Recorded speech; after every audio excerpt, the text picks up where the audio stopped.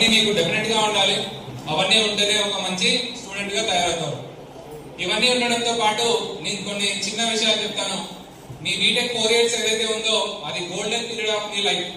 మీ career ఈ 4 years దాటిన తర్వాత చాలా స్ట్రగుల్స్ ఉంటాయి. సో ఈ 4 years ఎంతైతే కష్టపడతారో అంతే ఎంజాయ్ చేయండి. ఇక్కడ ఉన్న ఫ్యాకల్టీతో, ఇక్కడ ఉన్న మీ తోటి ఫ్రెండ్స్ తో, ఇక్కడ ఉన్న ఈ ఎన్వైరన్మెంట్ ని, ఈ రోజు కాలేజ్ చాలా మారిపోయింది, చాలా బ్యూటిఫుల్ గా తయారైంది. సో చాలా రకాలైన యాక్టివిటీస్ ఓకే ఇవన్నీ యాడ్ చేశారు. చాలా సంతోషంగా ఉంది కాలేజ్ ని ఆటోనమస్ గా చూస్తూ. ఈ కాలేజ్ లైఫ్ ని మీరు మీ మొత్తం కెరీర్, మీ లైఫ్ మొత్తం గుర్తు పెట్టుకుంటారు ఈ 4 years ని.